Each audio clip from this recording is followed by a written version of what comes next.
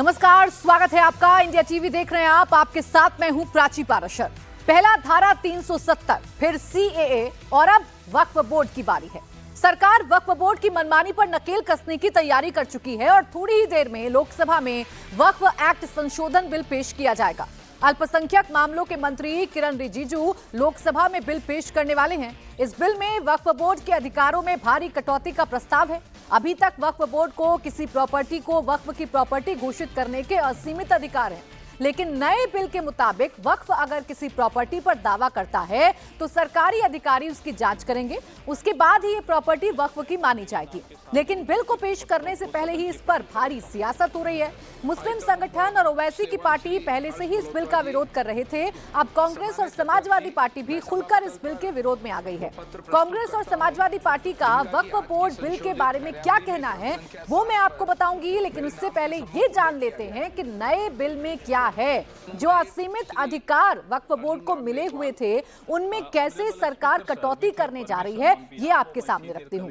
वक्फ act संशोधन bill के जरिए सरकार वक्फ एक्ट 1995 और 2013 में बदलाव करने जा रही है। सरकार पुराने एक्ट के 44 सेक्शंस में संशोधन करने जा रही है, साथ ही सेक्शन 40 को खत्म करने जा रही है, जिससे वक्फ बोर्ड को किसी भी प्रॉपर्टी को वक्फ प्रॉपर्टी घोषित करने का अधिकार मिलता है। यानी सरकार वक्फ बोर्ड की मनमानी पर लगाम कसने जा रही है। इसके अलावा वक्फ बोर्ड में महिलाओं को भी हिस्सेदारी देने जा रही है। इसके साथ ही बोहरा और आगा खानियों के लिए अलग वक्फ बोर्ड बनाने का भी कानून लाया जा रहा है। मौजूदा वक्फ बोर्ड बिल और नए बिल में क्या फर्क है, आइए ये भी आपको समझा देती हूँ।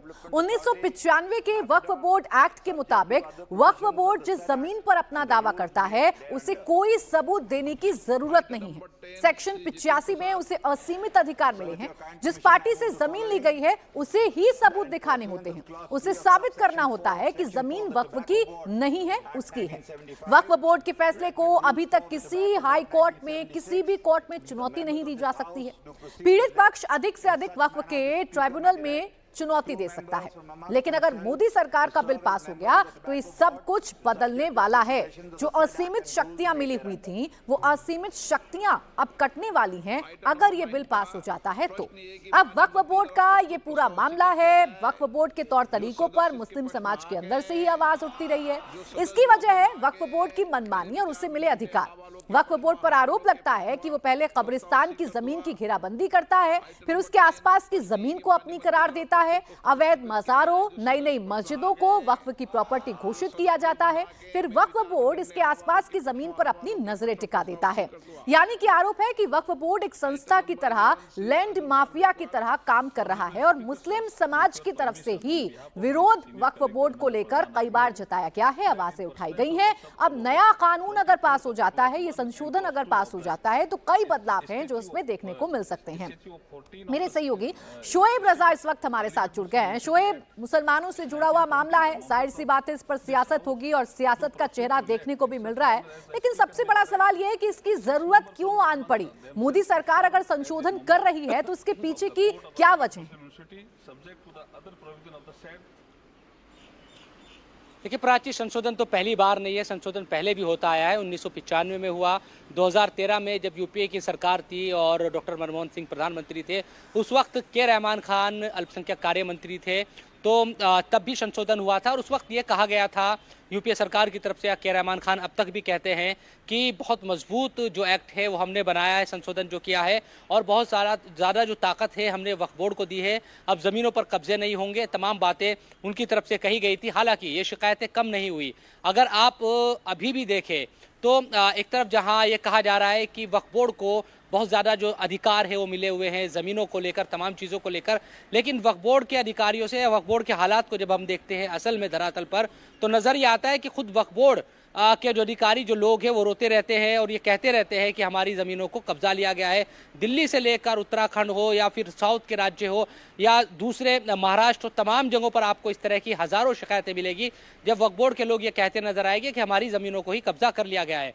अब ये जो संशोधन आ रहा है, इसमें जो मेरी बातचीत हुई, हालांकि अब टेबल होगा तो सही तरीके से पता चल पाएगा कि क्या क्या पॉइंट्स है, लेकिन ये भी खबरें आई कि कुछ जो एमपीज है उनको कुछ जो कॉपीज है वो मिली है तो हमारी जो बातचीत हुई तो उस पर मुस्लिम संगठन या जो ऐतराज़ जता रहे सांसद भी वो कुछ बिंदु कुछ इस तरह के हैं। सबसे पहले तो यह ऐतराज़ जताया जा रहा है कि इस बिल को लाने से पहले किसी भी जो स्टेक होल्डर है यानी कि जो मुस्लिम चाहे वो संगठन हो, मुस्लिम एमपीज हो, किसी से भी बात नहीं की गई कि दरअसल कोई राय मशवरा नहीं किया गया कि बिल लाया जा रहा या संशोधन लाया जा रहा है तो इस तरह का है, क्या होना चाहिए। ये सबसे पहला जो ऐतराज़ है या विरोध है वो जताया जा रहा है। दूसरा जो ऐतराज़ है वो इस बात को लेकर है कि अब तक वक्फ बोर्ड में क्योंकि वक्फ का मतलब दान करना होता है, यानी कि मुसलमानों के द्वारा मुसलमानों के लिए किसी प्रॉपर्टी को किसी चीज़ के लिए, मस्जिद के लिए हो, कब्रिस्तान के लिए हो या फिर किसी स्कूल कॉलेज या किसी चीज़ के भी लिए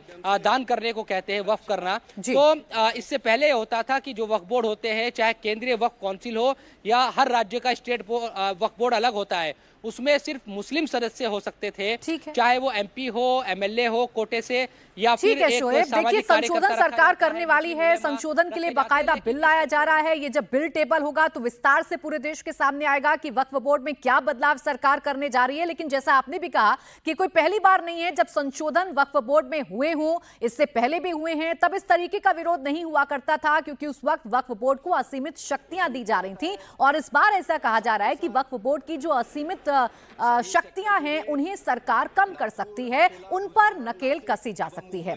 अब आज की तारीख में वक्फ के पास कितनी प्रॉपर्टी है ये भी जान लीजिए। अगर आज की तारीख की आप बात करेंगे तो वक्फ के पास भारत में रेलवे और रक्षा विभाग के बाद सबसे ज्यादा प्रॉपर्टी है। अभी वक्फ बोर्ड के पास कुल 8,65,000 संपत्ति है, जिसमें अचल संपत्ति करीब 8,65,000 के करीब है। तो अचल संपत्ति 8,65,000 के करीब है, चल संपत्ति 16,713 के करीब है। प्रॉपर्टी का जो डिजिटल रिकॉर्ड है वो ये बताता है कि 3,29,995 प्रॉपर्टी है। वक्फ बोर्ड के पास कितनी अचल संपत्ति है इस पर एक बार नजर डाल लेते हैं। अगर खेती की जमीन की आप बात करिएगा तो 14,781 जो प्रॉपर्टी है वो वक्फ के पास है। कब्रिस्तान के तौर पर अगर आप देखेंगे तो ये और भी ज्यादा इसमें इजाफा हो जाता है। मस्जिद की अगर आप बात करेंगे तो मस्जिद की जो प्रॉपर्टी है वो भी 1,19,200 प्रॉपर्टी है। मदरसों की अगर आप बात करेंगे तो 14,008 प्रॉपर्टी है। स्कूल के नाम पर आप वक्फ की प्रॉपर्टी को अगर देखेंगे तो 2,093 प्रॉपर्टी है। दुकान के नाम पर अगर आप देखिएगा तो 1,13,187 प्रॉपर्टी वक्फ के पास है। घर, मकान और हवेली के तौर पर जो वक्फ के पास प्रॉपर्टी है वो 92,505 है। खेती की जमीन 1,40,000 के करीब है। कब्रिस्तान की जमीन 15,07,516 के करीब है वक्फ के पास। वक्फ बोर्ड बिल पेश होने से पहले इस पर जमकर सियासत भी हो रही है। कांग्रेस और समाजवादी पार्टी ने इसका विरोध किया है। समाजवादी पार्टी के चीफ अखिलेश यादव ने सोशल मीडिया एक्स पर पोस्ट करके बीजेपी को निशाने पर लिया। अखिलेश ने पोस्ट करके बीजेपी पर हमला बोला। अखिलेश ने लिखा कि वक्फ संशोधन बिल बस एक बहाना है। बीजेपी रक्षा, रेल, नजूल लैंड की तरह जमीन बेचना चाहती है। अखिलेश ने लिखा कि बीजेपी लिखकर दे दे कि वक्फ बोर्ड की जमीन बेचेंगे नहीं। बीजेपी को अपना नाम बदलकर भारतीय जमीन पार्टी रख देना चाहिए। तो समाजवादी पार्टी और कांग्रेस अब खुलकर इस संशोधन के विरोध में आ चुके हैं। इससे पहले असदुद्दीन ओवैसी इसका विरोध कर चुके हैं। असदुद्दीन ओवैसी सीधा कहते हैं कि हिंदुत्व को लागू करना चाहती है भारतीय जनता पार्टी वक्फ बोर्ड के अंदर भी, इसीलिए बदलाव किए जा रहे हैं। इधर कांग्रेस नेता प्रमोद तिवारी ने कहा कि सरकार ये बिल बिना किसी वार्ता के ला रही है, यानी बिना किसी बातचीत के लेकर आ रही है। स्टेक होल्डर से बातचीत नहीं की गई, विपक्ष से बातचीत नहीं की गई, सरकार मनमानी कर रही है। वक्फ बोर्ड एक्ट में मुस्लिम संगठनों से बात करनी चाहिए थी। प्रमोद तिवारी ने कहा कि जो देश हित में नहीं होगा हम सदन में उसका विरोध करेंगे। सर, सरकार बिल लाने जा रही है, कई पार्टियां विरोध कर रही है, मुस्लिम संगठन भी विरोध कर रहे हैं। कांग्रेस पार्टी का क्या स्टैंड है? ये मुसलमानों के हित के लिए ला रहे हैं, ऐसा ये दावा करते हैं, तो फिर मुस्लिम संगठनों से बात कर लेनी चाहिए कि इसके जो भी गुण दोष हो उस पर वार्ता होनी चाहिए। इसके अलावा जो उनके सहयोगी दल है उनसे तो बात कर लें, नीतीश बाबू से बात कर लें, वो नायडू साहब से आंध्रा में, और फिर सर्व दलीय विपक्ष से वार्ता करें, हम लोगों से वार्ता करें। एक महत्वपूर्ण संशोधन है, हम इस पर अपनी राय देंगे। तो इसे मुस्लिम विरोधी करार दिया जा रहा है विपक्षी दलों की तरफ से। तीखा हमला बोला जा रहा है सरकार पर और यह कहा जा रहा है कि सरकार मुसलमानों को परेशान करना चाहती है, उनकी जमीनों पर कब्जा करना चाहती है। अब विपक्ष ने आरोप लगाए तो जवाब बीजेपी की तरफ से आया है। बीजेपी नेता मुख्तार अब्बास नकवी ने पलटवार किया। नकवी ने कहा वक्फ के नाम पर लोगों को परेशान किया जा रहा था और इसीलिए संशोधन की जरूरत थी। मौजूद है बीजेपी के वरिष्ठ नेता मुख्तार अब्बास नकवी जी। सर, किस तरीके से देख रहे हैं विपक्षी तमाम सारी पार्टियां विरोध कर रही हैं? देखिए, हित का संरक्षण होना चाहिए, लेकिन हैरेसमेंट का समाधान भी जरूरी है। हित का संरक्षण, समाज के हित के संरक्षण की मैं इसलिए बात कर रहा हूं कि जो वक्फ का पूरा सिस्टम है उससे अगर जुड़े हुए समाज का हित है उसका संरक्षण जरूरी है, लेकिन वक्फ के नाम पर जो हैरेसमेंट हो रहा था उसका समाधान भी जरूरी है। ये वक्फ के लिए भी बेहतर होगा और वक्त के लिए भी बेहतर है। दिक्कत ये हो गई थी कि ये वक्फ का सिस्टम को कुछ लोगों ने सुपर कॉन्स्टिट्यूशनल सिस्टम बना दिया था। एक सुपर संवैधानिक संस्था बन गई थी कि टच मी नॉट, उसे छू नहीं सकता कोई। जो हमने कह दिया वही है, आखिरी मतलब आकाशवाणी हो गई वो। इसलिए जो है वो जो कंफ्यूजन था, कंट्रडिक्शन था, कन्फ्लिक्ट था, उसको करेक्ट करने का एक सही समय है और यही समय है। अन्यथा जो है वो आप जो है वो हमेशा लटकाते रहेंगे, भटकाते रहेंगे और हर संवैधानिक सुधार पर, हर समावेशी सुधार पर सांप्रदायिक वार करते रहेंगे। यानी वक्फ बोर्ड के बहाने अपनी अपनी राजनीति साधने की कोशिश की जा रही है, अपने अपने वोट बैंक को साधने की कोशिश की जा रही है। समाजवादी पार्टी और कांग्रेस जमकर विरोध कर रहे हैं तो बीजेपी दलील दे रही है कि मुसलमानों के हित में पेश किया जा रहा है ये संशोधन वाला बिल। दोपहर 1 बजे लोकसभा में वक्फ बोर्ड संशोधन बिल पेश होगा। आपको हम अपडेट देते रहेंगे, लेकिन इस बीच राज्यसभा में भी जबरदस्त घमासान मचा हुआ है। रेसलर विनेश फोगाट के मुद्दे पर जबरदस्त हंगामा हुआ। बवाल इतना बढ़ा कि राज्यसभा के चेयरमैन जगदीप धनखड़ नाराज होकर कुर्सी छोड़कर चले गए। धनखड़ ने कहा, मेरा सदन में रोज रोज अपमान हो रहा है, इस हालात में मैं काम नहीं कर सकता। माननीय सदस्यगण, इस पवित्र सदन को अराजकता का केंद्र बनाना, भारतीय प्रजातंत्र के ऊपर कुठाराघात करना,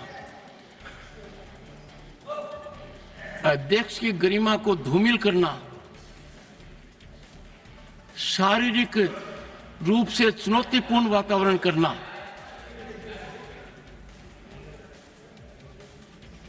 ये अमर्यादित आचरण नहीं है। ये हर सीमा को लांघित करने वाला आचरण है।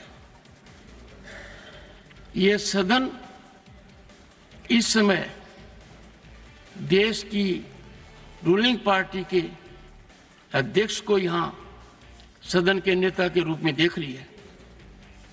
यह सदन इस समय प्रतिपक्ष दल के राष्ट्रीय अध्यक्ष का भी उपस्थितियां देख रही है, प्रतिपक्ष के नेता के रूप में। कांग्रेस पार्टी की वरिष्ठतम नेता भी इस सदन के सदस्य हैं। जो मैं हाल के दिनों में देख रहा हूं और जिस तरीके से चुनौती शब्दों से,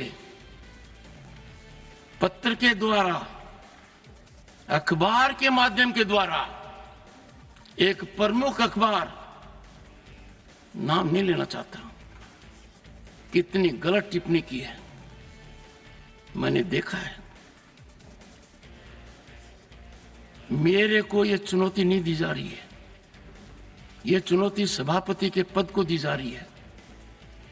और यह चुनौती, प्लीज, यह चुनौती इसलिए दी जा रही है कि जो व्यक्ति इस पद पर बैठा है वो इसके लायक नहीं है, ऐसा ये सोचते हैं। इससे पहले भी कई बार जगदीप धनखड़ की तरफ से विपक्ष के रवैये को लेकर हमेशा डांट भी लगाई गई है, आपत्ति भी जताई गई है। आज मामला ज्यादा बढ़ गया। विनेश फोगाट को लेकर विपक्ष चर्चा करना चाहता था और इसी दौरान यह हंगामा हुआ। जगदीप धनखड़ टीएमसी सांसद डेरेक ओब्रायन के रवैये से बेहद नाराज थे। उन्होंने कहा, डेरेक सीधे चेयर को चैलेंज कर रहे हैं। से Mr. Derek पेंडिंग O'Brien, मांग को लेकर you are हाजिर हुआ हूं। shouting at the chair. Your conduct is ugliest in the house. You are shouting at the chair. I condemn your action. Next time I will show you the door. How dare you shout at the chair? And senior leaders are not taking note of it. This is unbecoming conduct. I will not countenance it. Honorable members, we have seen the ugliest of scenes. We saw a dark phase of our democracy during emergency. We know how it starts. It starts first with a challenge to the parliament institution. And that challenge was there in June 1975. A serious challenge here. I'm sure we have distinguished member here. Can anyone countenance this kind of conduct? They think they are low unto themselves. They think they are all wise. They think they are the only one whose heart is bleeding. The entire nation is in pain because of our girl. Entire nation is feeling the pain. Right from the president to the prime minister to myself and many more, everyone is sharing the situation. But to monetize it, to politicize it, is the greatest disrespect to that girl.